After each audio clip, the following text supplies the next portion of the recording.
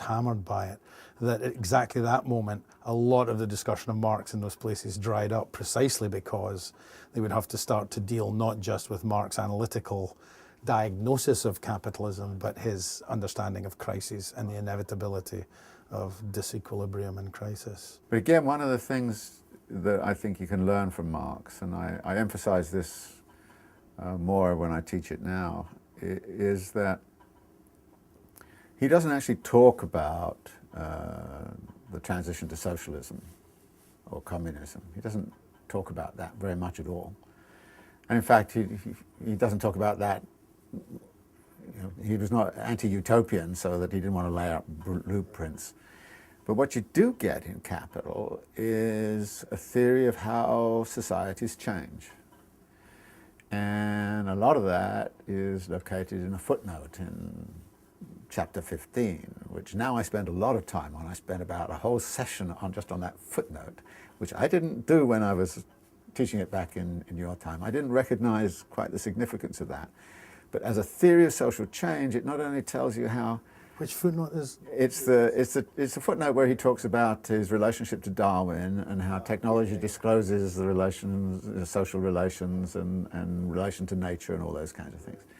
So I spent a lot of time on this, you see, and I kind of say, well, actually, what we're seeing there is an argument about how feudalism transformed into capitalism. And if that's how that happened, then what we should do is use the ideas in that footnote to think about the transition to socialism, which allows you to have a critique of what went wrong in the Soviet Union, what went wrong in actually existing communism, and why they didn't succeed as much as they could have done if they had had a better idea of what communist development should be about. And so I emphasize that footnote is not only about telling us what has happened, but also we can use it as a way of theorizing about how to change the society we're in.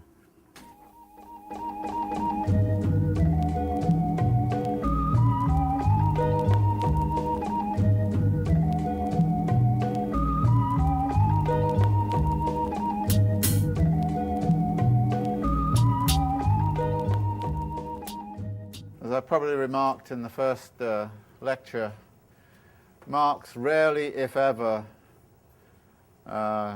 attempts to create a kind of a manual of procedure that he's following.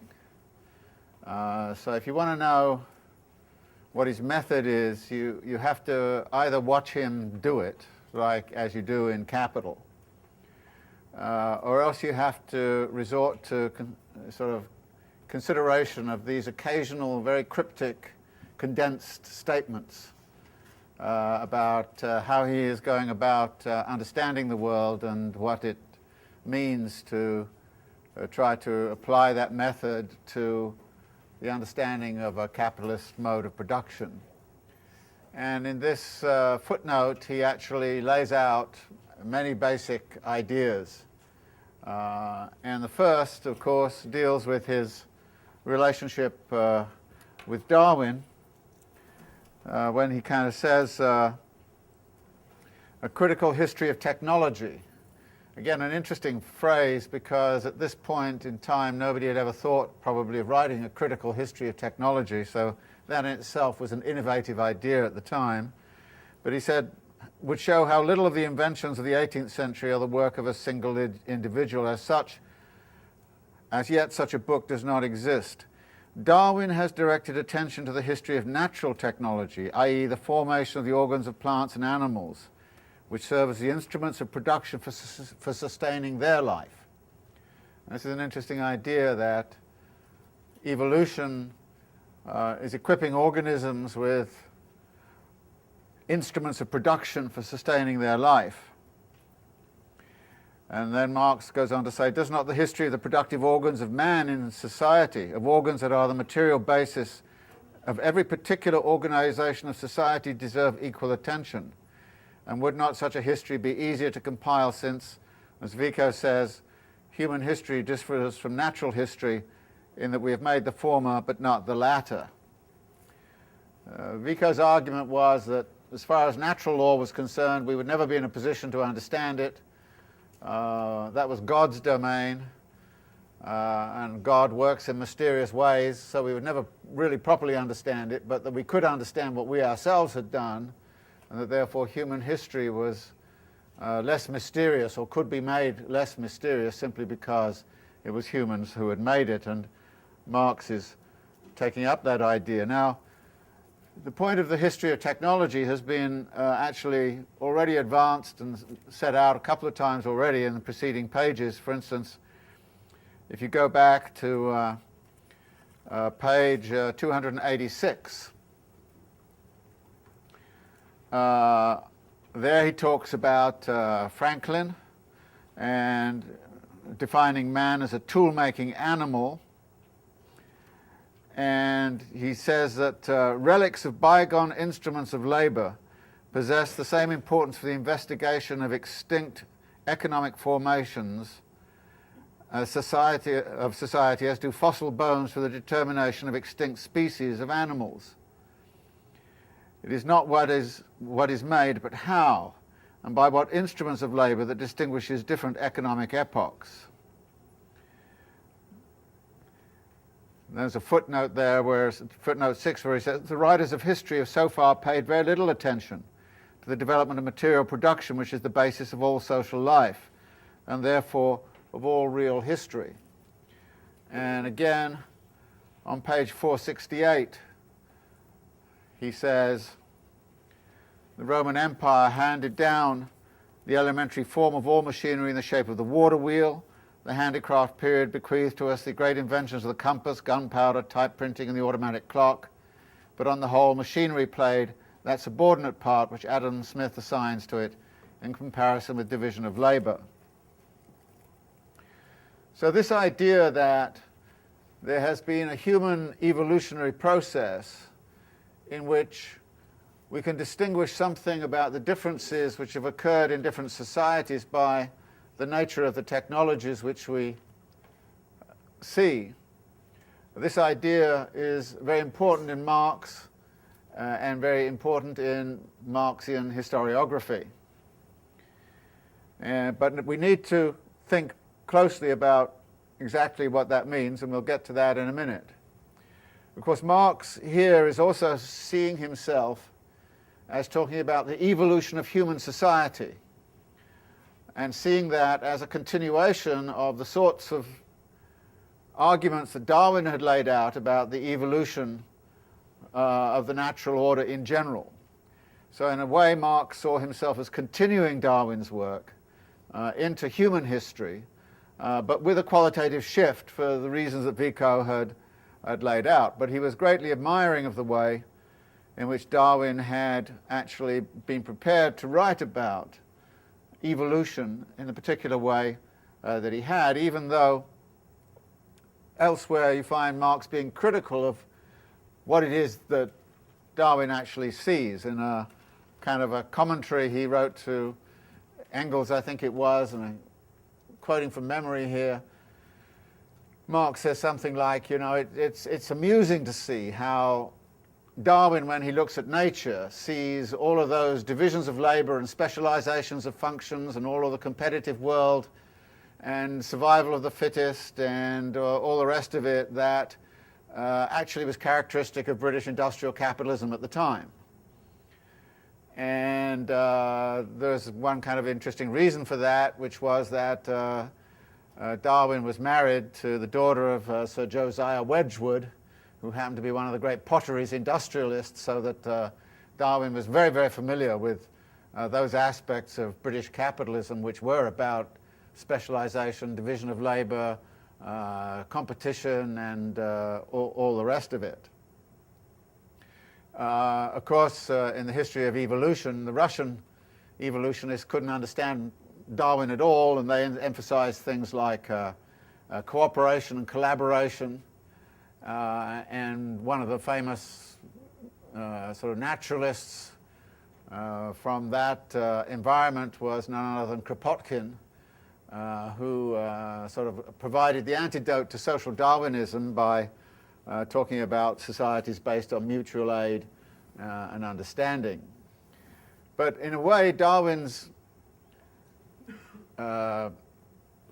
predilection to see British society in the natural world is given away in Darwin's actual introduction. Because Darwin, in his introduction to The Origin of Species, says, well, he was casting around for a way to think of the things that he was looking at, and he got very impressed when he read Malthus's Principles of Population. So it was a kind of a social analysis that Malthus produced, which was Darwin's inspiration. And since by and large Marx could not stand Malthus, it would be understandable that Marx would very quickly see in Darwin's Origin of Species, by that reference, that there was a social underpinning, a set of social metaphors that were going to be drawn into the actual way in which Darwin depicted the evolutionary process. So the thing we draw from this is that Marx is going to be concerned with an evolutionary process, with a dynamics. He's never going to talk about society as some static entity. He's always going to talk about it as something in motion, constantly evolving from one form to another. And this, of course, underlies the language which we've drawn attention to several times, which is this language about process. Marx is always talking about the fluidity of process, the fluidity of change, how things are changing, how this is evolving out of that. And in this chapter, of course, we're going to see how industrial capitalism emerges out of manufacturing,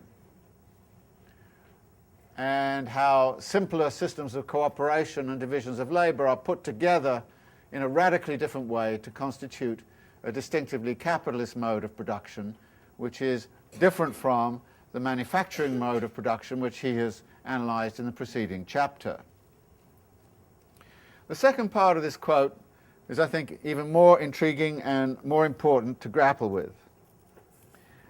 What he does in the second part is to set up an argument about relations between what I will call moments. He says, technology reveals the active relation of man to nature, the direct process of the production of his life, and thereby it also lays bare the process of the production of the social relations of his life and of the mental conceptions that flow from these relations. What this is doing, in effect, is setting up a set of categories through which we start to look at this evolutionary process. And the categories look like this. We have technology.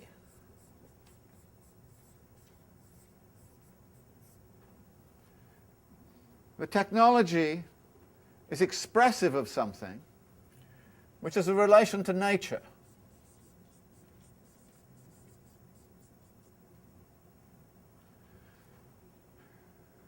Then we talk about the actual process of production.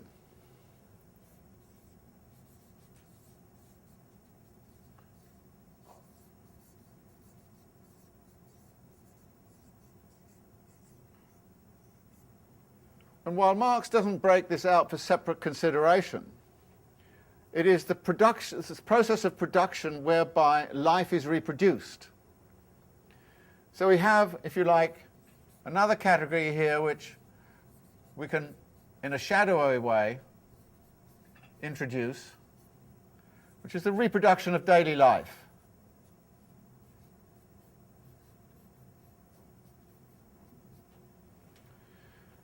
Then we have a set of social relations.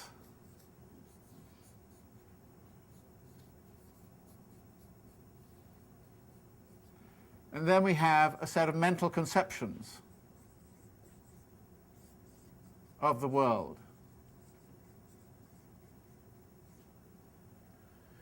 Now, the interesting thing here is to immediately sit down and say, how is Marx understanding the relations between these elements?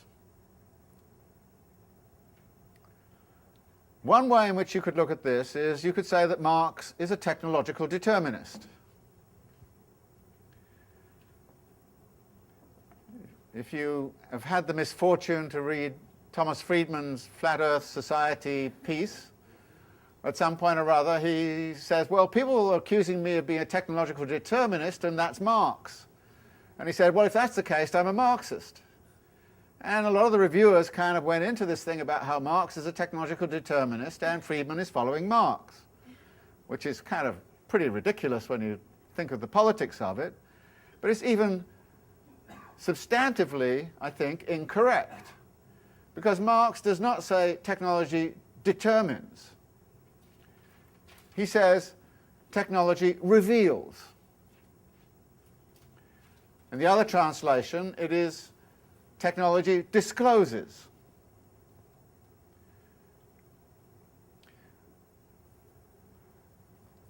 The relation to nature. So we're going to look at that relationship then between technology and nature. And we can actually even, if we wish, push this a bit further and to talk about the process of production of nature, how human beings are producing nature through their new technologies, through things like genetic engineering, modification of plants, animals, modification of environments. There is a process of production of nature going on. So when Marx is talking about technology, he's talking about a relation between the two. And of course, there is a relationship between technology and the labor process. Process of production is essentially the labor process. And as we've seen, labor processes occur under given technological conditions. And the technological conditions change, and the labor processes change. But as they change, so, of course, does the whole process of reproduction of daily life. What is daily life about? What kinds of commodities are we getting? How is daily life lived by the laborer in the factory, but also in the reproduction process? And of course, technology is caught up, as is our reproduction of daily life, with social relations. In social relations and mental conceptions. Mental conceptions are embodied in technologies, right? At the same time as technologies profoundly affect our mental conceptions. I mean, we started to understand the world very, very differently when we had things like microscopes and telescopes. We started to understand, the technology that allows us to see. It's an extension of our seeing capacity.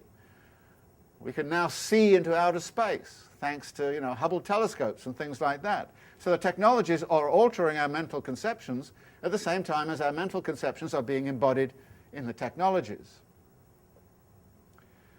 So what I think Marx is doing here is setting up these categories in order to draw attention to those moments, if you like, where dynamic change can occur. Now, if you reflect on this, you will see a number of different theories of social change. If you say technology is the prime force, and it causes all the others to change, then you're in a position of being a technological determinist. If you say nature is the prime force, then you're being an environmental determinist. You'd be a Jared Diamond or a Jeffrey Sachs.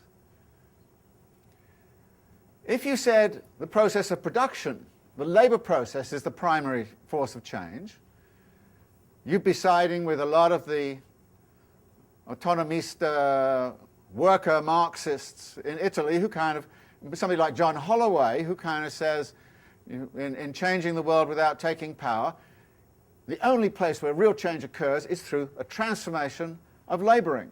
And it is therefore a very workerist kind of understanding of the dynamics and dialectics of change. That this is the point which gives you change. What about reproduction of daily life? Well, there are many people who start to say, look, you've got to change your lifestyle in order to change the world.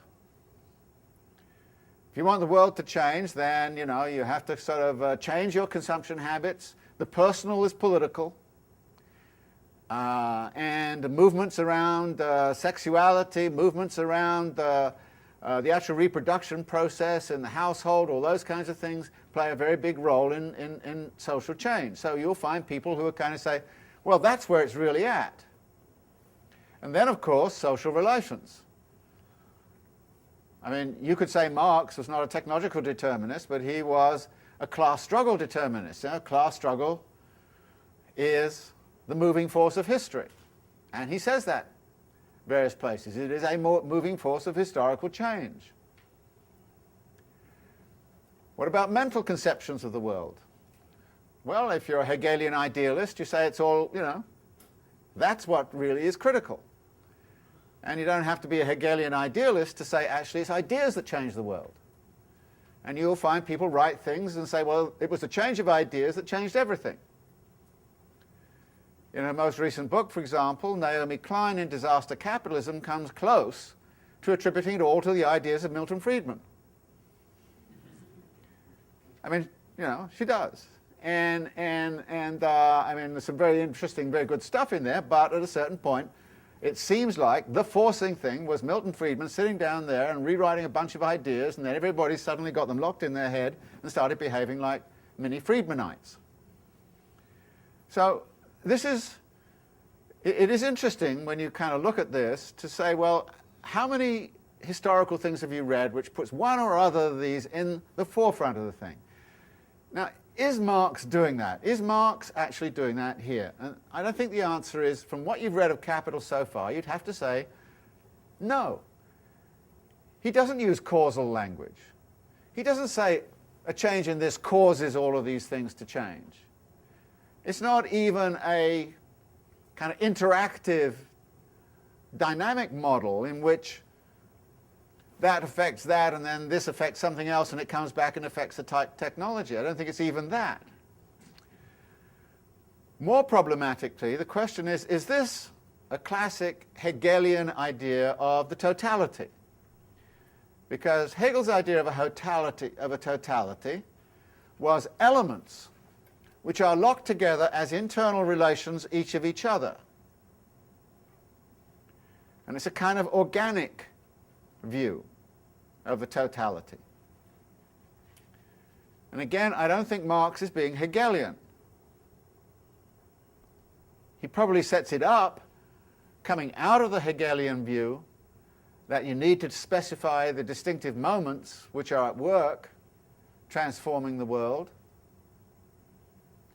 But in a Hegelian view, this organic system, if you like, would have an immanence. It would be evolving in some kind of way according to a very tightly specified dynamic of possibilities. Marx, it seems to me, is leaving this much more open. It's a much more ecological kind of system. These are in relation to each other, yes, and they're constantly interactive with each other. But you cannot actually determine the interaction within the world of nature, for example, simply by looking what's happening everywhere else. There is something autonomous about every one of these moments, so that there is the possibility of all kinds of radical transformations occurring. And if you look, and this is something we need to look at in this chapter on machinery, if you look at how he sets up the argument about machinery,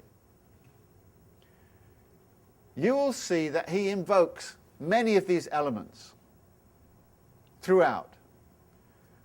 He will be talking about mental conceptions. He'll be talking about science and technology, the way in which mental conceptions get incorporated in the machine, the way in which mental conceptions are set up in the design of the machine.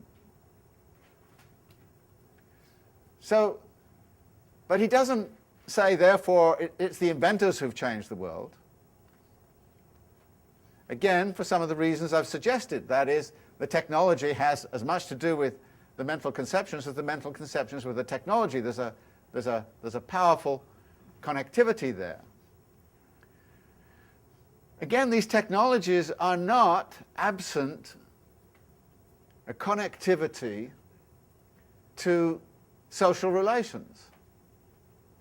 And again, you'll see in this chapter, when he's talking about technologies, he's kind of saying the defining thing about a technology is often the positionality of the worker in the labor process and the social relation which comes out of it in relationship to capital. And when he gets to things like, what's going on the land, and what happened when James Watt came up with the steam engine, we see the relation to nature suddenly getting radically transformed. So we have all of these elements which are playing together. And this, I think, plays a very important role in asking questions about how we understand what is going on in the world.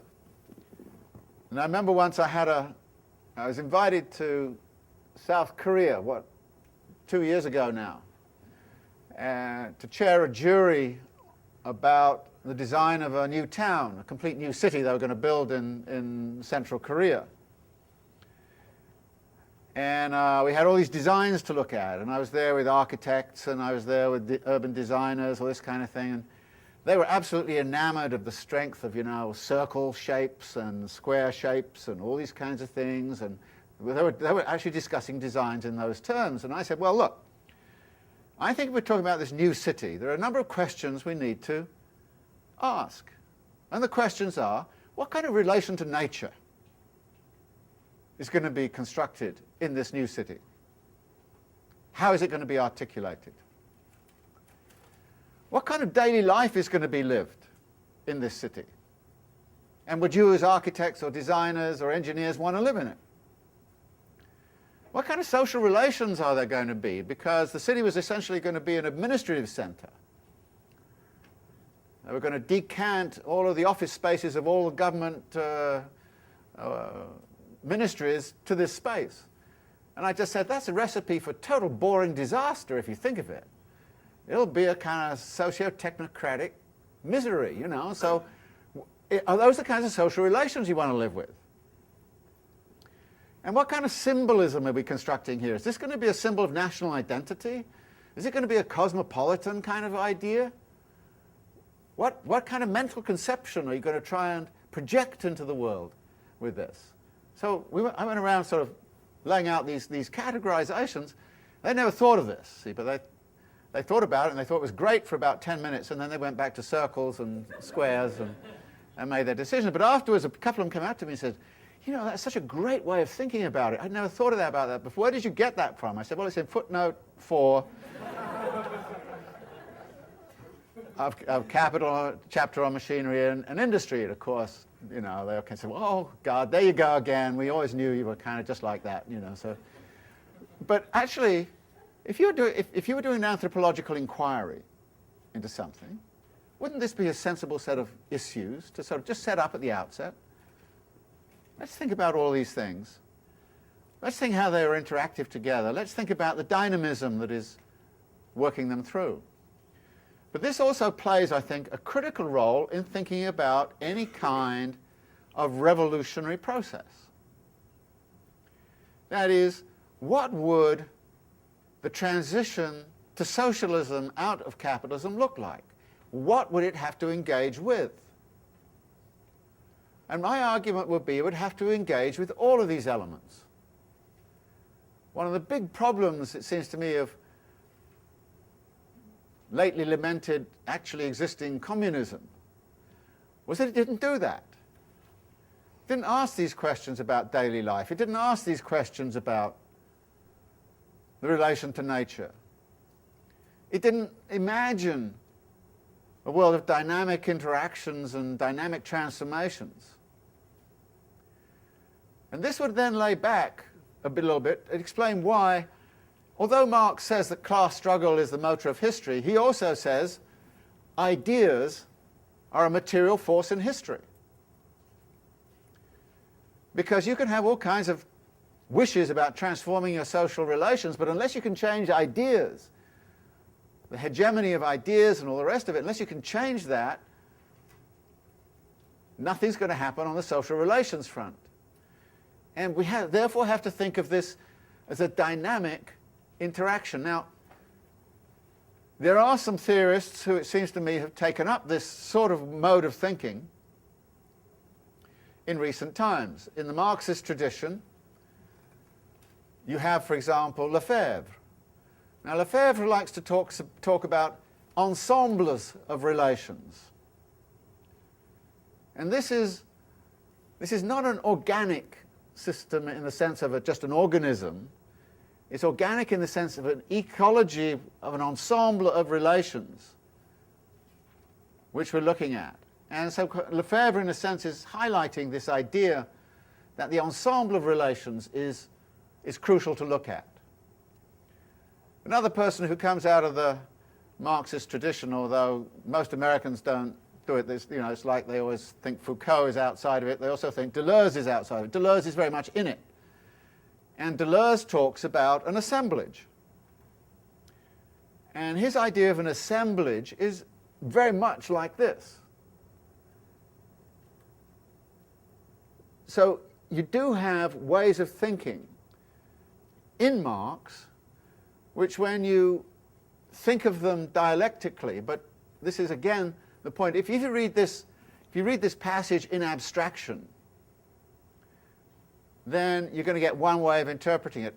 My interpretation of it comes out very much from seeing how Marx works in Capital and then asking questions like, all right, how is he talking about the labour process? How is he talking about technology? How is he talking about the relation to nature?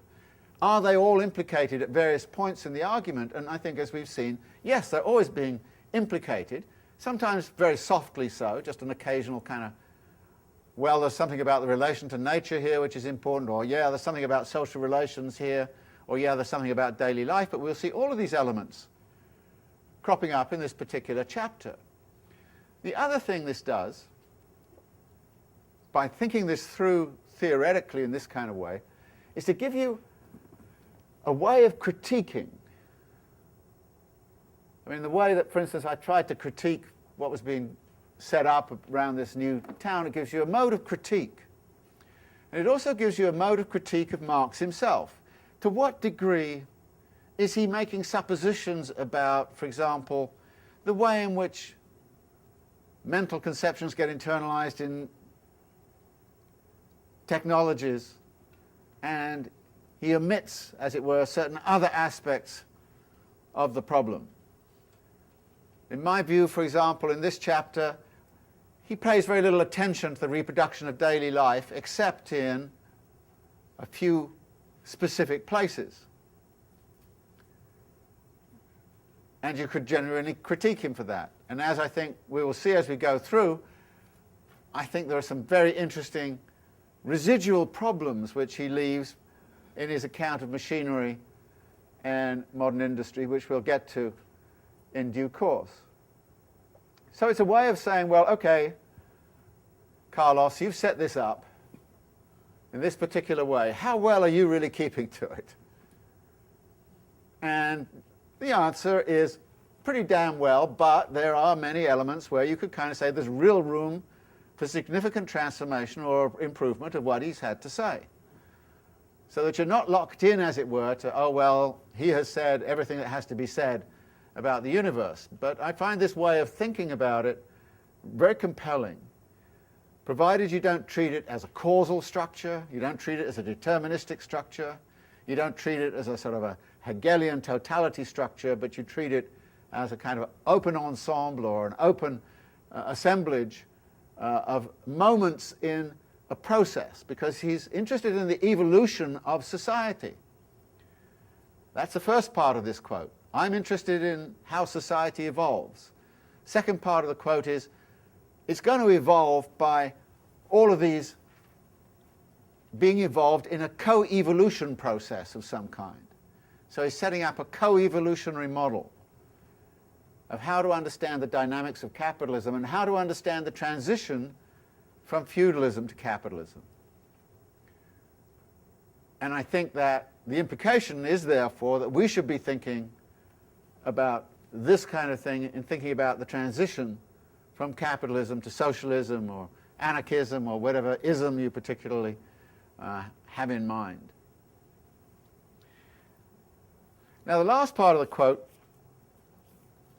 takes us onto even more complicated terrain, particularly when put in relationship to this part of the quote. Here he says this: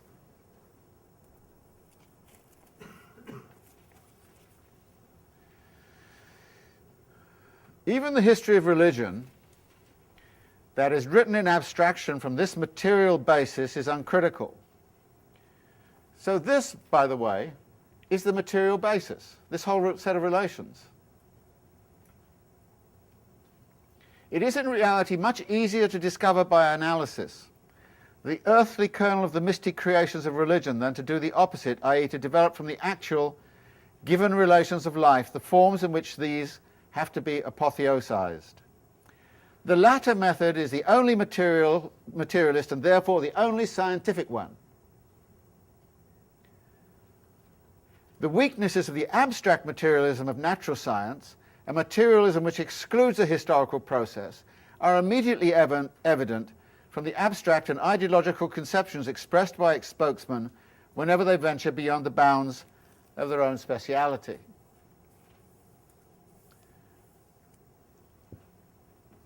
You can have a great time going off and collecting evidence of that sort of thing in contemporary society as scientists get in and start telling you how the social world should be organized without even understanding that they drew metaphors from the social world in order to construct the social world. I mean, this is great. But even more important here is this thing about this is the only truly scientific method. And it brings us back to something he wrote well before, and there is some argument as to whether he's still holding to that when he's writing Capital. But if you want any evidence on it, you go back to page 175, right at the beginning of the text. And you go back to footnote 35, the bottom. And you go to the bottom of that footnote, where he quotes from his 1859 critique of political economy, the preface, which is a very famous passage which is always being quoted, and he quotes it here. He says, "My view is that each particular mode of production and the relations of production corresponding to it at each given moment, in short, the economic structure of society, is the real foundation on which there arises a legal and political superstructure and to which correspond definite forms of social consciousness, and that the mode of production of material life conditions the general process of social, political, and intellectual life." What he leaves out here, however, is the following couple of sentences, in which he says, it is in the superstructure where we become conscious of questions and where we fight out political struggles. Now, what he's laying out here is what is generally known as the base superstructure argument. There is supposedly an economic base upon which there arises a superstructure of thought, of politics, of law, and the like. Now again, you have to ask yourself the question, is Marx talking in a deterministic mode here? That is he saying the economic basis, which is technology, process of production, social relations, and all the rest of it, is he saying the economic basis determines the superstructure? And the answer, I think, is no, he's not saying determines at all. He very rarely uses phrases like determines. I mean, he'll use it in a logical sense, but he won't use it about a social process. So think back how this actually worked in the chapter on the working day. How did it work? The basis of the whole argument about the working day is this: that value is socially necessary labour time. Time is therefore central. Moments are the elements of profit. Capitalists are interested in time. They're interested in workers' time. They steal the seconds. They steal the minutes. They want to lengthen the working day. They're into that. Why? Because socially necessary labour time is the measure of value. So that, if you like, is the economic base. And that explains, when you're looking at the chapter on the working day, why, in the history of capitalism, the struggle over the working day and over temporality has been so central. Now, if you don't make that connection, you're going to have a hell of a time explaining why it is that capitalists do all the things they do around temporality, why they fight over minutes and seconds, tea breaks and all that kind of stuff. It's very hard to explain it unless you've got some kind of real force which is explaining it, and Marx gives you a very simple way of understanding that. But then when you look at how the argument over the length of the working day evolved, remember the dialogue between the capitalist and the labourer at the beginning? The capitalist says, I have my rights when I take as much as I can of your labour time. And the worker says, but excuse me, you're also taking a chunk of my life, you can't do that. Both, remember, working through the law of exchanges. And under those conditions, what happens? Between equal rights, force decides. Well, how did the equality of rights arise? How is it, therefore, that force decides? Now, would you say, from reading that chapter, that somehow or other it was all mechanically determined? You wouldn't say that at all. You would say, well, there were shifting class alliances. There was a dynamic in England at the time around this, and the dynamic was connected to dynamics which were going on in France and also what was going on in North America and so on. But it's a very fluid kind of political process. And Marx is not saying that that process, the outcome of that process, is determined in advance. As he says at the end of that chapter, it depends on workers putting their heads together and deciding they're going to have a tremendous kind of solidarious campaign to make absolutely sure that they have a reasonable length of working day. But, notice, that does not abolish the problem which is there, which is that capitalists need socially necessary labour time in order to perpetuate themselves. Which explains why the struggles over the working day and over working time and all that kind of thing are never ultimately resolved under capitalism. They are perpetual. They are as significant now as they were in Marx's time. They're registered differently, there's a different legal superstructure, there's different politics around it and all the rest of it, but it's the same damn problem. And what Marx is saying is that problem is something which exists in the very foundation of what a capitalist mode of production is necessarily about. And you're not going to get rid of it until you get rid of capitalism. End of story. Yeah, you can nuance it, you know, you can have a 35-day week, and yeah, you can go to a 35-hour week, you can have, you know, all kinds of adjustments of that kind, but you can't get rid of the problem, and the debate will not go away. The capitalist class will, at various points, come back, as it has come back, and said, we want more hours, we want more time. There's a big protest about the CUNY contract tomorrow, right? And the last CUNY contract extended the working year of CUNY employees by about 4 or 5 days. That's what they wanted. They wanted the extra time. So it never goes away. It's always there. It's always there. Everybody's always facing it. So what Marx is saying here is that the only scientific method is you need a concept, and this is where the value theory concept starts to really kick in. You need a concept which helps you explain why that phenomenon is always with us and won't go away. And that phenomena is, as he would say, in the economic base. And that's what the economic base is about. So I think what you have to do here is to say again, this is not a deterministic relationship, it's more a dialectical relation. A dialectical relation between the constant search for socially necessary labour time on the part of the capitalists and the constant forms of resistance from those people from whom the surplus labour time is constantly being taken away. And that's the working class, which then does indeed put you into the dynamics of class struggle. So here he is not, I think, getting into, again, a causal, simple kind of mechanical sort of model.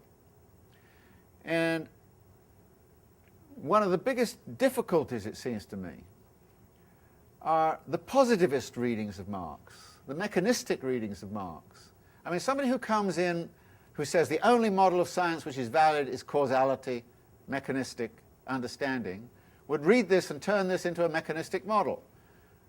Then they would test it and find it's all wrong and say, well, so Marx is stupid. I mean, that's what a lot of them do. And there are a lot of people within Marxism who do that. For example, the idea that productive forces are the motor of history is a very long-standing one within many communist theorists, and even outside of communist theories. If you want to get one of the best examples of a very intellectual defense of the idea, you'll read G.A. Cohen's Karl Marx's Theory of History or Defense, which argues that Marx is attributing to the productive forces, i.e. technologies, a primacy in the transformation, in historical transformation. So there's been a battle within Marxism over this question. The big battle is between those who say it's class struggle and those who say it's technology. Now we have the autonomistas saying it's the labour process. So even within Marxism you will find very significant battles, including also over the base and superstructure imagery. But this is one of the places where you can start to sort that out. But again, you don't sort it out theoretically in the sense of kind of, I don't know, finding odd quotes from Marx that support the class struggle view or some other view. You sort it out, it seems to me, by actually looking carefully at how he situates all of these elements together in the account that he's giving in Capital. So that is why this cryptic theoretical statement at the beginning of Machinery and Large-Scale Industry is so important. Because it says something about that, but it also draws your attention to the fact that he has this in mind in writing this chapter. So one of the things you have to do is to read this chapter with this in mind. Don't treat it as some sort of aside. No, you've got to read the chapter as an example of how this sort of thing works. And if you do it that way, I think you'll get a very good idea of exactly how Marx actually proceeds, as opposed to the myriad accounts you'll have of how Marx was supposed to have proceeded, many of which are guided by, as I've said, positivist, causal, logics and so on, which Marx just doesn't utilize in Capital. You can't find it. Okay, I'm going to stop here and get some discussion from you on this. I mean, are there some things here that you're kind of finding problematic and want elucidated? Yeah. It seems like Marx lays out these elements pretty clearly, and I'm wondering why he left out some of these elements that he pretty lucidly sees and separates in his own account. And then the second part of my question... In his own account of what? Of machinery? Of Capital and Machinery. I mean, throughout the book, I think he references some of these things, but there's clearly a lot more tensions there. Yes, agreed. And the second part of the question is if Lefebvre is then foregrounding sort of these issues of the reproduction of daily life, or if it's more that he's simply filling in what he saw as something that was underanalyzed by Marx and others. Yeah, I think no question Lefebvre in the Critique of Everyday Life is trying to correct what he saw as a lack of attention to this reproduction of daily life, everyday life kind of issues. And so there's no question that Lefebvre thought this was a gap. And it was through that he started to mount a critique of Stalinism within the Communist Party. You know, it was through that sort of strategy that he pursued that path and began to develop a sort of critique of Soviet practices, which led him eventually to be thrown out of the Communist Party. But yeah, there's no question that Lefebvre saw some of these elements under-theorized. But here's an interesting question. Are they really so under-theorized, or are they not paid enough attention to in Marx, or is it the Marxists that didn't pay attention to them? My argument would be many of them, as you correctly said, are underplayed in Capital, but there are always elements of them there. Whereas I think the big problem was when the Marxists came along and kind of said the productive forces are the ones that matter, change the productive forces, everything changes with it. It didn't happen. Soviet Union got into a big mess. The relation to nature doesn't matter, you know, got into a big environmental mess. So I think that you know, the problem of what the Marxists did, and like I said, you know, G.A. Cohen, extremely talented analytical philosopher, and it's the analytical is the problem. He hates dialectics, and basically he calls dialectics bullshit Marxism. And they had a logo where the analytical people the analytical Marxists called themselves the non-bullshit Marxists. So yeah, I mean, there's a lot of problems within the Marxist tradition as how this is set up. But we will look, I think, in this chapter a little bit about how these elements are integrated. Again, sometimes it is in a quiet voice. You know, okay, there's something going on here which you should pay attention to. I'm not going to pay big attention to it because, you know, I want to get to the end of this book, you know, and sort of thing. So it's a bit that, but you will see elements of it. You know, John Stuart Mill kind of naively wondered when he kind of says it's questionable if all the mechanical inventions yet made have lightened the day's toil of any human being. And Marx, of course, answers, well, of course not, because machines were not invented to do that. They were invented to produce surplus value. Now, interestingly, immediately, you're going to find a tension, which Marx is very well aware of, between the idea that machines produce surplus value, when we know that machines are past dead labor and they cannot produce value. So you're going to have a situation where Marx is going to be talking about machines as a source of surplus value, as a source of relative surplus value, when we know that machines are not a source of value.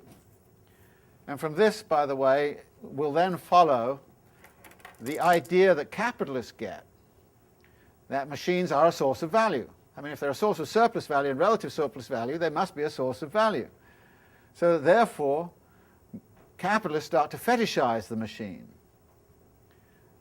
and believe that the machine is the answer to all things, and we'll see some cases where that comes about. Now, the very first gesture, however, is to set up a distinction between tools and machines. And immediately what you find is that Marx here is talking about not so much the physical notion of the tool and the machine, but its social positioning in relationship to the labor process. So immediately you've got into the idea that the technology and the social positioning and the labor process are three elements in this discussion. And we start to see how those three elements produce something which he calls on 493 the Industrial Revolution of the 18th century.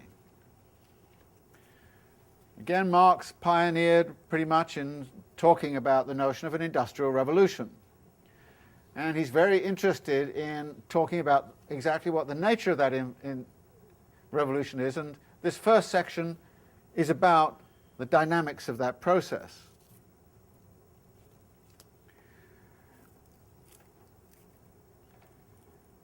Now, clearly, the machine begins with the tool. But what happens, as he says on 495, is there is a moment, it's right in the center, that the tool proper is taken from man and fitted into a mechanism. A machine takes the place of a mere implement.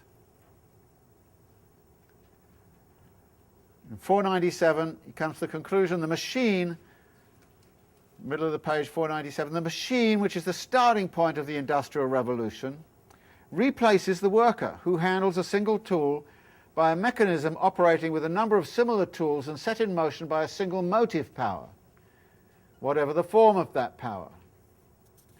And he then talks, bottom of the page, about horsepower, then he talks about water power, and then on top of 499, he introduces a radical shift in the motive power, when he says, not till the invention of Watt's second and so-called double-acting steam engine was a prime mover found which drew its own motive power from the consumption of coal and water, was entirely under man's control, was mobile and a means of locomotion, was urban and not like the water wheel rural, permitted production to be concentrated in towns of, like the water wheels, being scattered over the countryside, and finally was of universal technical application and little affected in its choice of residence by local circumstances.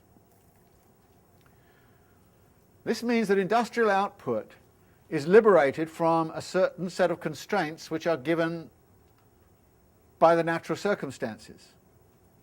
Where are the water wheels? Where's the water power?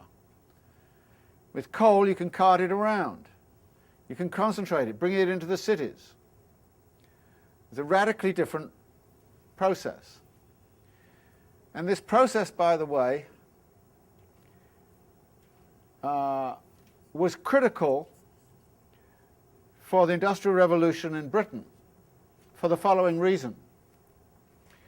That industrial development in Britain in the 18th century was booming along, but was running into a very, very serious resource constraint.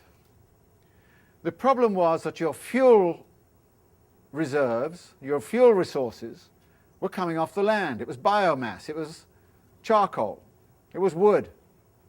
And you're cutting down the forests like crazy. And at the same time you need land for food production.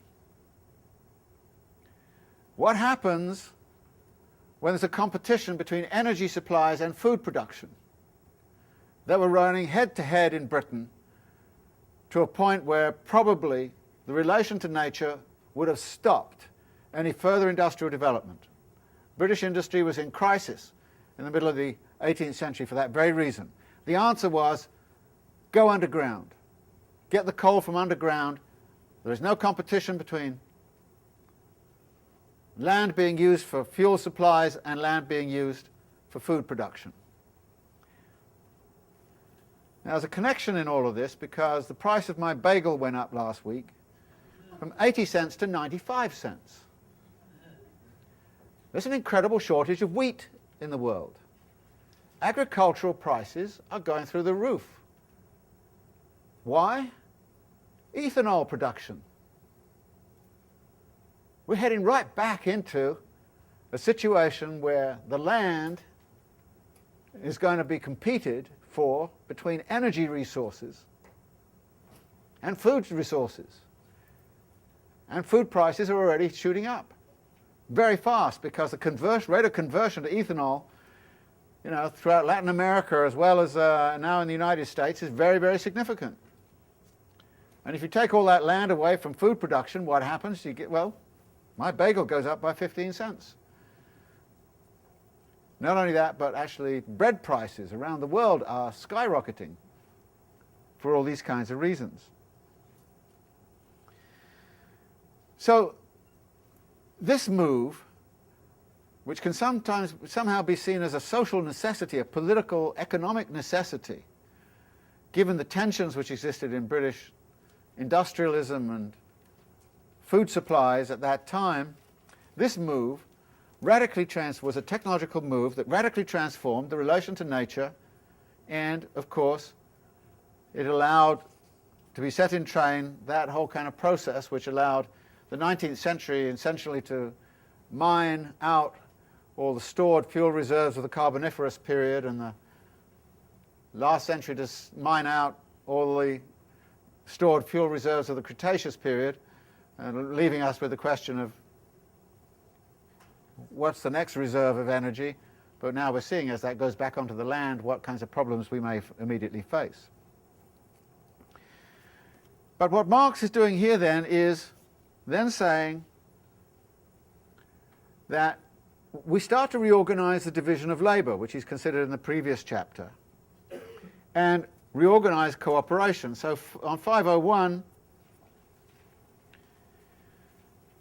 he starts to talk about 10 lines down. Here we have again the cooperation by division of labour, which is peculiar to manufacture, but now it appears as a combination of machines with specific functions.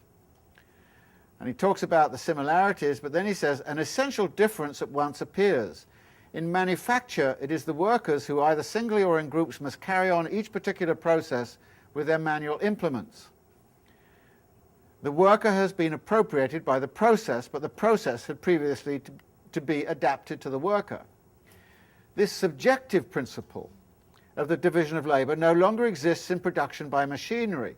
Here the total process is examined objectively, viewed in and for itself, and analysed into its constitutive phases. The problem of how to execute each particular process and to bind the differential partial processes together in a whole is solved by the aid of machines, chemistry, etc. Chemistry, science and technology, mental conceptions start to become significant. Middle of 502, the collective working machine, which is now an articulated system composed of various kinds of single machine and of groups of single machines, becomes all the more perfect the more the process as a whole becomes a continuous one. Now again, this idea of the continuity of the production process, the smooth, continuous flow, is absolutely vital again to the whole kind of idea of the circulation of capital. And so the idea of the circulation of capital is being represented here by this reorganization of the process of production with the machine technology. And the outcome of this, he says on 503, is an organized system of machines, this is 503 towards the bottom, an organized system of machines to which motion is communicated by the transmitting mechanism from an automatic center is the most developed form of production by machinery. Here we have, in place of the isolated machine, a mechanical monster, Marx loves monsters, whose body fills whole factories and whose demonic power, at first hidden by the slow and measured motions of its gigantic members, finally bursts forth in the fast and feverish whirl of its countless working organs. But he then poses a very particular problem. Who is it who's making the machines? Well, it turns out it's the artisans of the manufacturing period who, through artisan labour, are making the machines. And this poses a limitation. So he says on 504, well, this limitation of skilled labour in making machines was inhibiting the development of the process.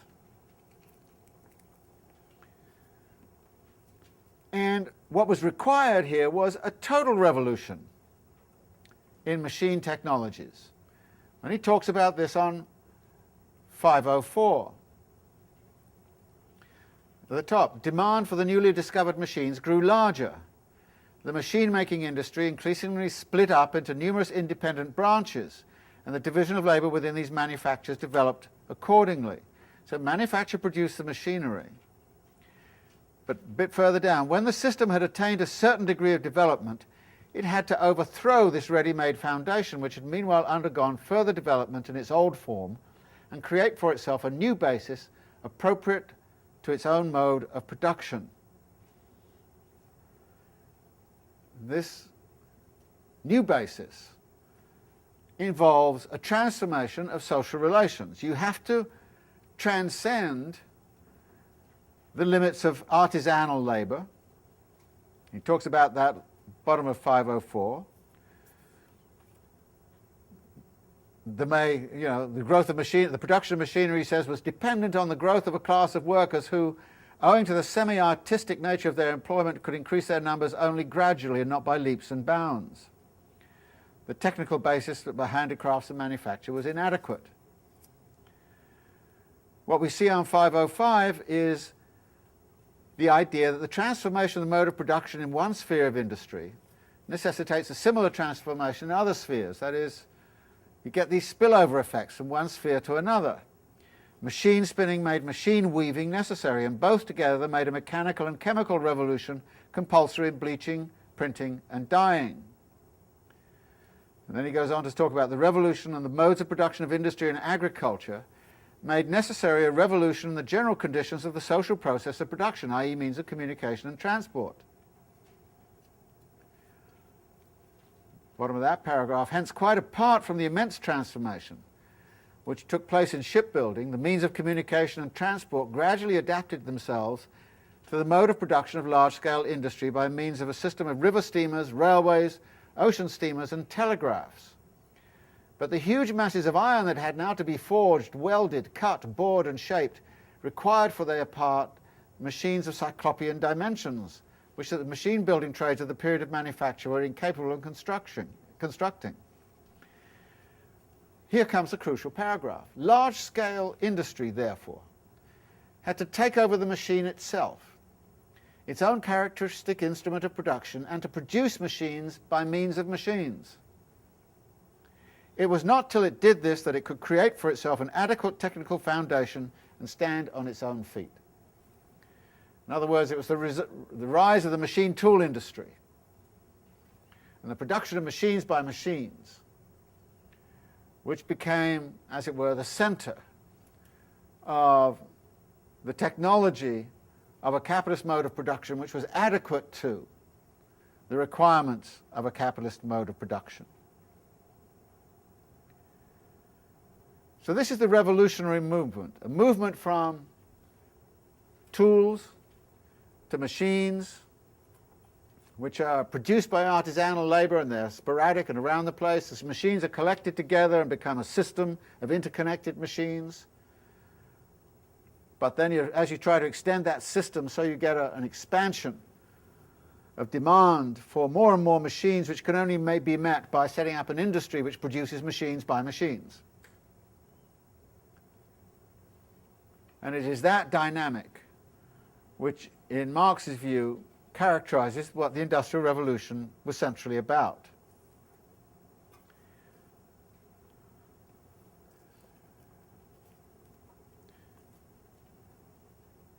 But this had all kinds of implications. And he mentions some of them at the end of this section on 508. There is a replacement, he says, of human force by natural forces, and a replacement of the rule of thumb by the conscious application of natural science. In manufacture, the organization of the social labor process is purely subjective. It is a combination of specialized workers. Large-scale industry, on the other hand, possesses in the machine system an entirely objective organization of production, which confronts the worker as a pre-existing material condition of production.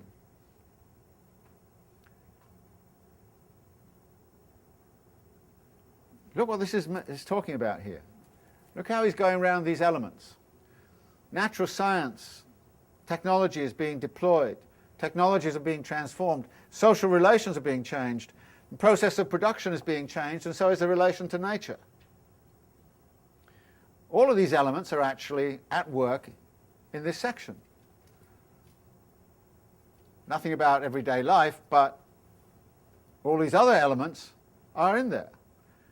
And it was a co-evolution of all of these elements that produced the Industrial Revolution. You couldn't have had the Industrial Revolution,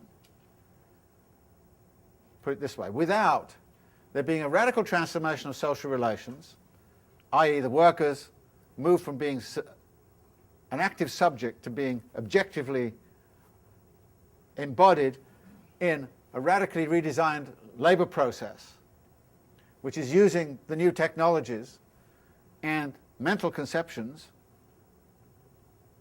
and of course engaging in a completely different relation to nature through the move to a motive source of power which is underground.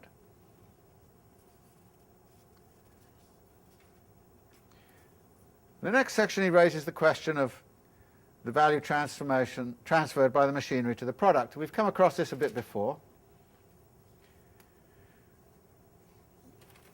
We know that the machine is not a source of value. But we also know that the value embodied in the machine has to be transferred to the product. How is it transferred to the product? Well, it's a fictional process, obviously. So Marx, in effect, sets up a simple straight-line depreciation model, which is if the machine lasts 10 years, then 1/10 of the machine disappears into the product every year. So at the end of 10 years, you've got back the value of your machine, because it's all come out in the product. So this straight line thing is actually fairly simply set up. But this then actually sets up a very important idea at the end of this section, which is this. At what point do capitalists stop using machines? We can already get a bit of a sense that capitalists are likely to be fetishistically attached to machines because they can produce surplus value. At what point do they stop producing machines? And Marx lays this out on 513 at the top when he says, "It is evident that whenever it costs as much labour to produce a machine as is saved by the employment of that machine, all that has taken place is a displacement of labour." And then he talks about the difference between the labour a machine costs and the labour it saves.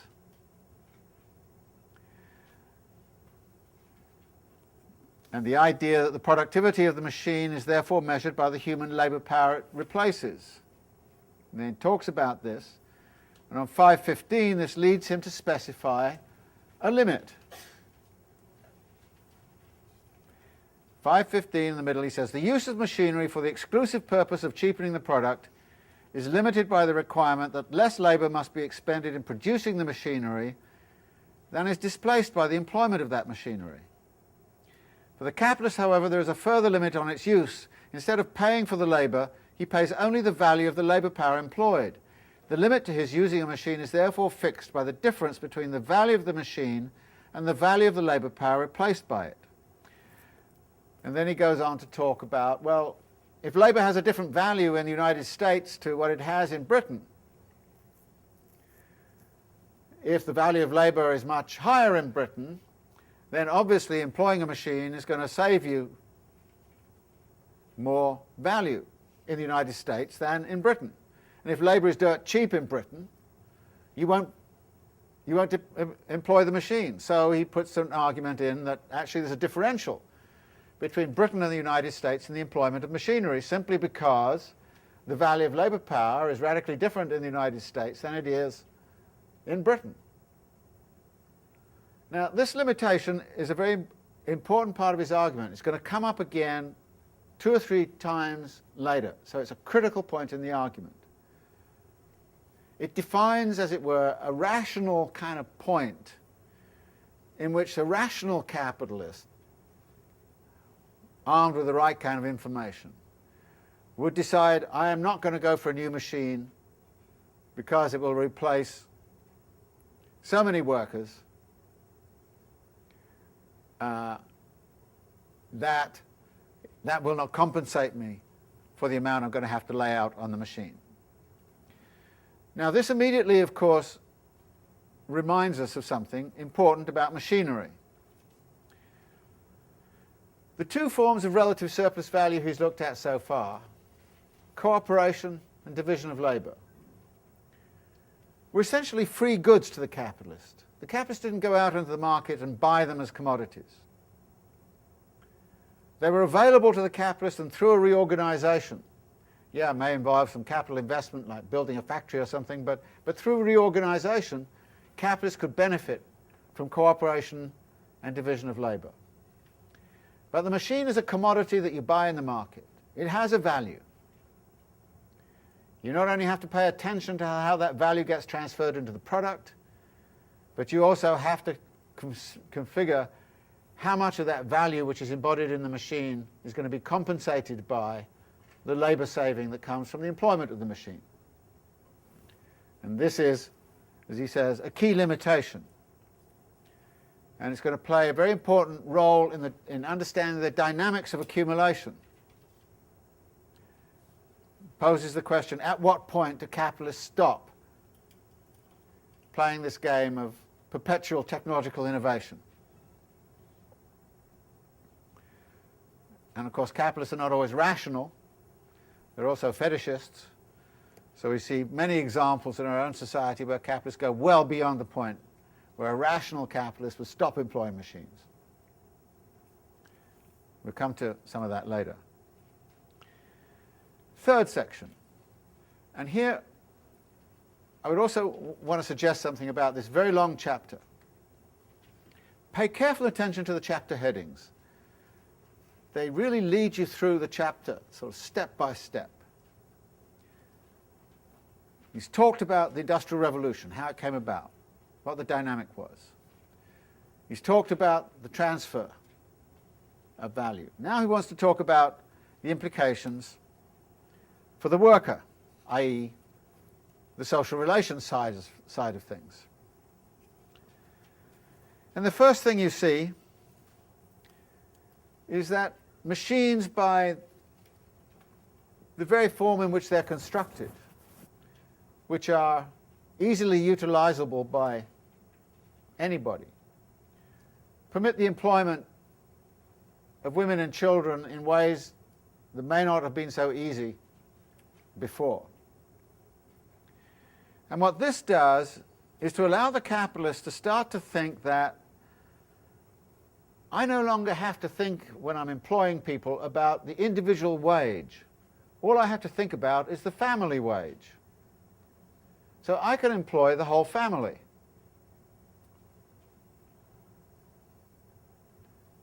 And this immediately leads into those systems, a gang system, where one person would mobilize family, not only their own kids, but nephews and that kind of thing, into a gang, and become actually an organizer of labor. So it was a kind of almost collective organization of labor, a gang system. But also, what this means is that the capitalists can start to substitute the idea of, all I've got to do is pay a family wage, I can reduce the individual wage. Now, there's some actually fascinating historical examples where exactly that has happened. There was an economic miracle in Brazil in the 1960s under a military dictatorship. And the economic miracle in Brazil mainly consisted in a radical reduction of wages. But it turned out that family wages actually remained stable because all the women and kids went into the labor force. And actually, if you look at the data in this country, since the 1970s, individual wage has tended to stagnate or go down in real terms. The family wage, however, has gone up a little bit and then down a little bit. Family wage is a very different entity.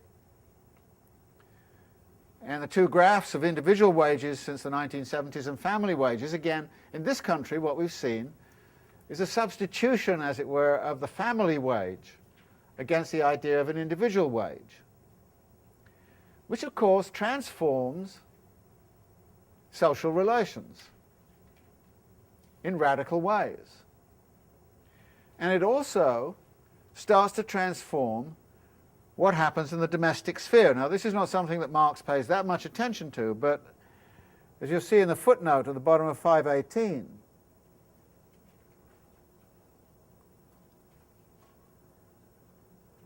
he says, since certain family functions, such as nursing and suckling children, cannot be entirely suppressed. The mothers who have been confiscated by capital must try substitutes of some sort. Domestic work, such as sewing and mending, must be replaced by the purchase of ready-made articles. Hence, the diminished expenditure of labour in the house is accompanied by an increased expenditure of money outside. The cost of production of the working class family therefore increases and balances its greater income.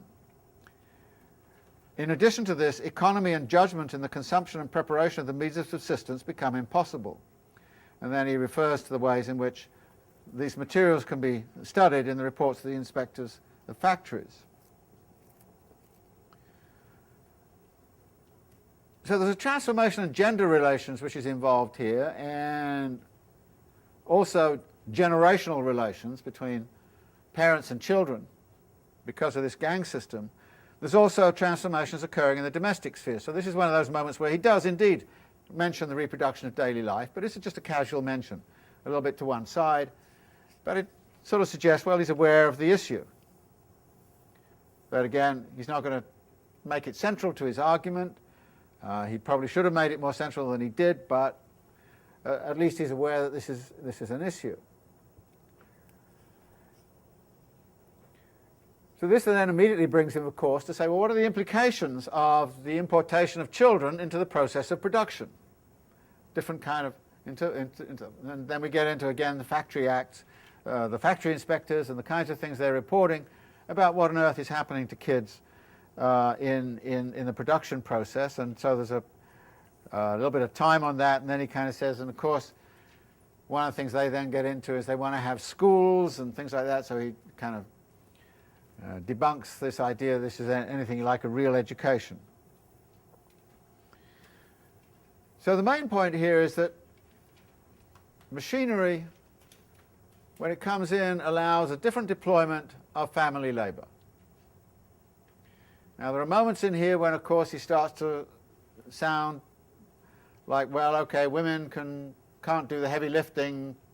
The fact that you've got machines allows them to be machine minders and all that kind of thing. They're easier to use.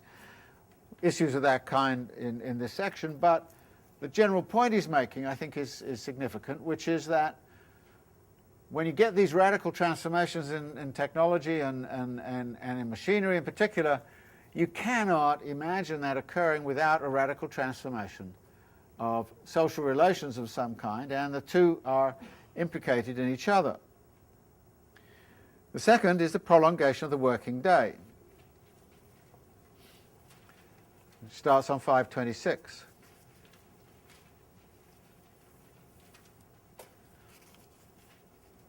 And he talks about the way in which the conditions of labour lead to a lot of incentives to increase the length of the working day. They give you the power to do it and the incentives to do it.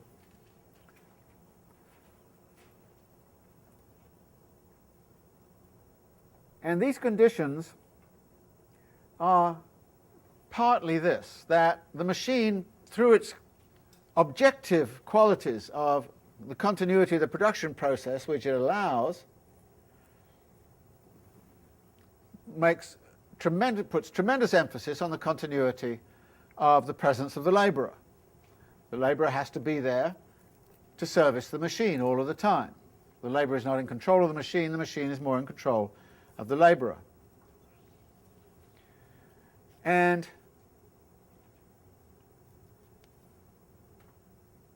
as he says on the bottom of 526, because it is capital, the automatic mechanism is endowed in the person of the capitalist with consciousness and a will. Interesting kind of argument here. He's kind of saying the mental conceptions actually shift. As capital, therefore, it is animated by the drive to reduce to a minimum the resistance offered by man, that obstinate yet elastic natural barrier. This resistance is moreover lessened by the apparently undemanding nature of work at a machine and the more pliant and docile character of the women and children employed by preference.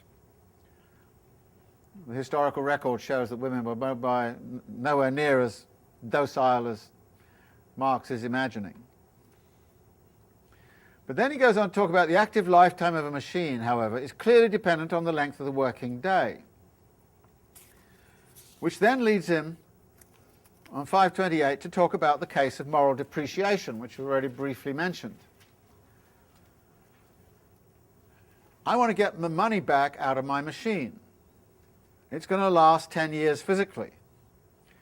But if the competition comes in and replaces it with a far superior machine, I have to get rid of it in 3 years and get a new machine. And so there's every incentive for me to try to get my money back out of that machine as fast as I can, which means that I want to employ it 24 hours a day. So there's a great incentive out of moral depreciation to keep the machinery working 24 hours a day, which means, of course, you've got to have laborers there 24 hours a day.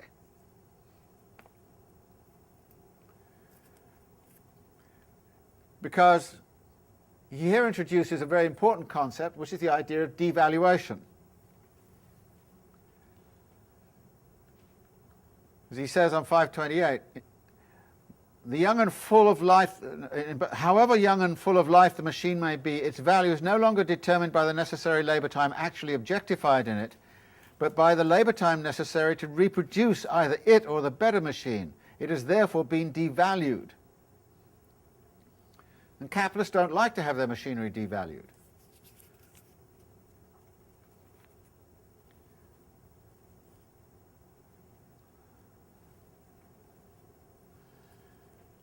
But, of course, capitalists can't do without machinery. And as he says on 530, again at the top, machinery produces relative surplus value.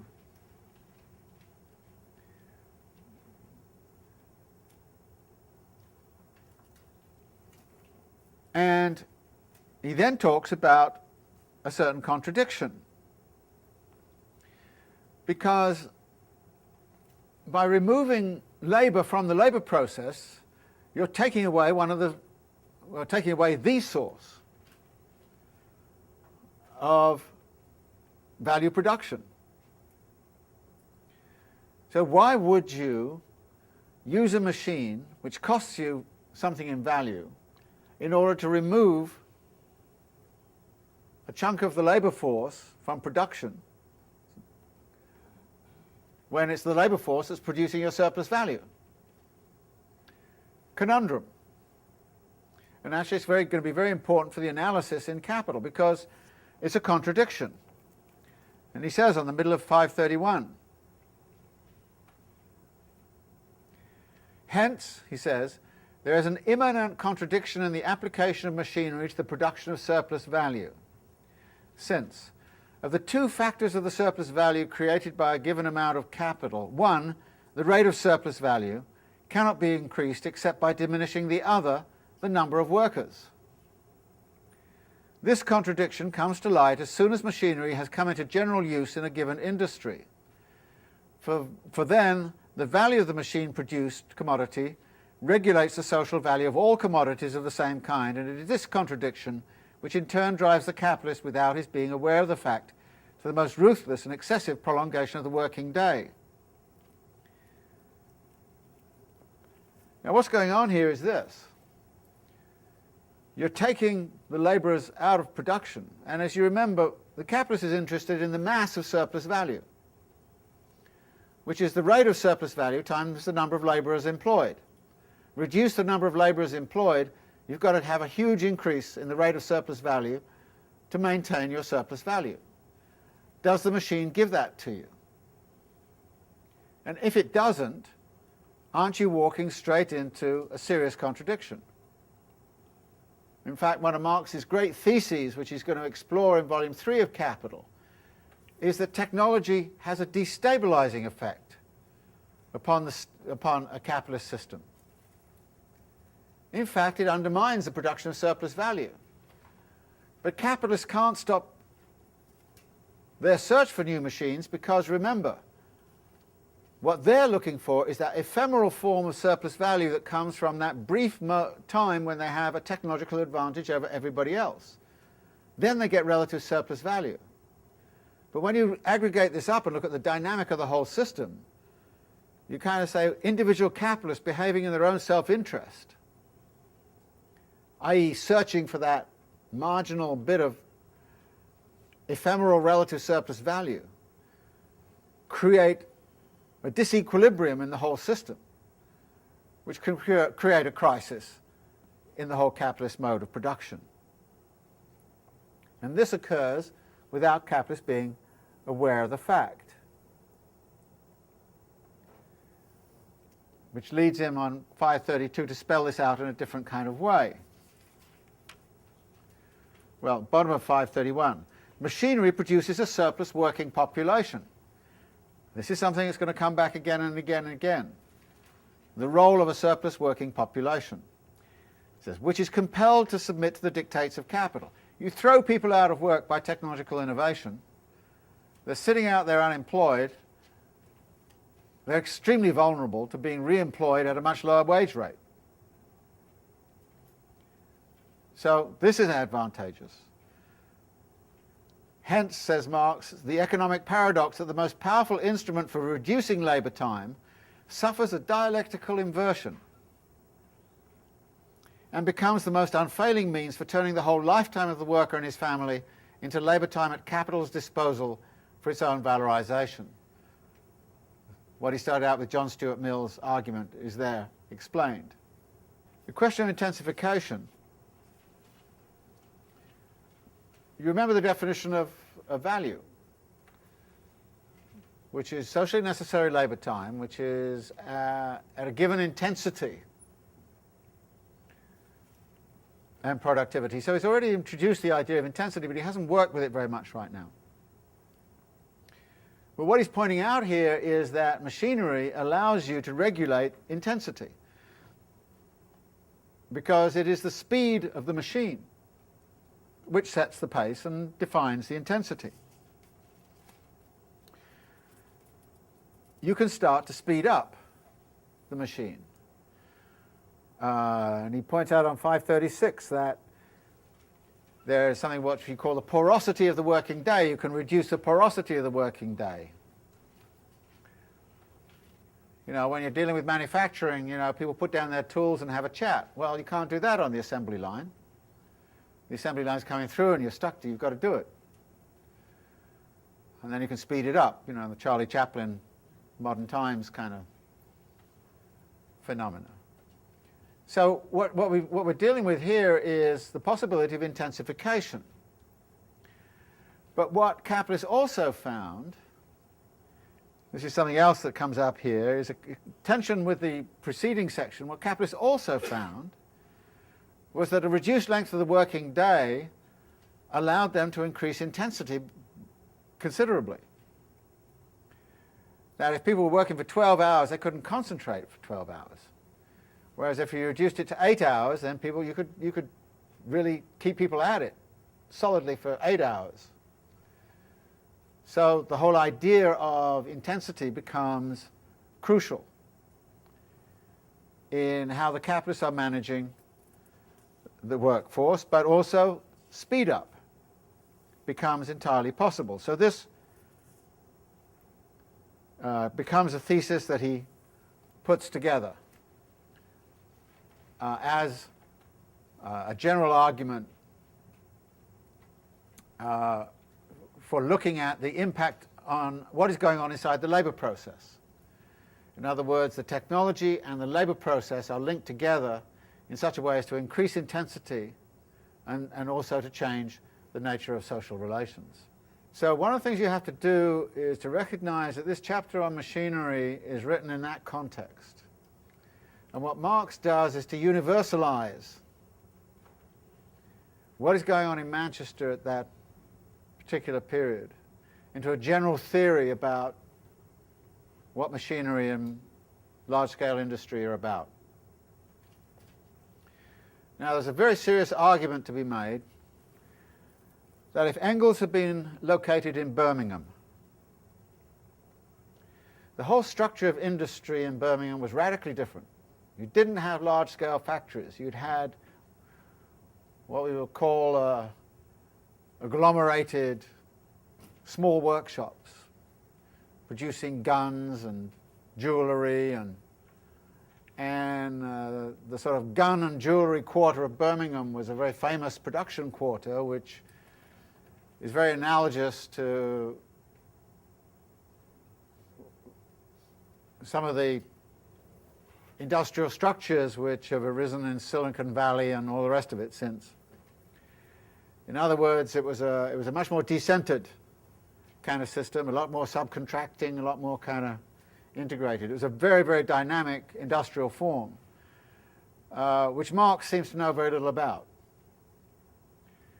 So he doesn't actually use the Birmingham experience to talk about what industrialists do.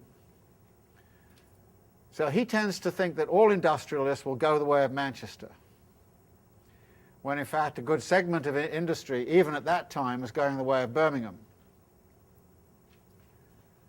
And if you look analogously today, you would say, well, you know, if I went to South Korea, particularly 4 or 5 years ago, and I'd look at all the employment and the chaebols and all of those kinds of things, I would come up with a Manchester view of the world. If I went to Hong Kong and saw all of the kind of industrial organisation, the sweatshops and all that kind of stuff in Hong Kong, I'd end up with a Birmingham view of the world.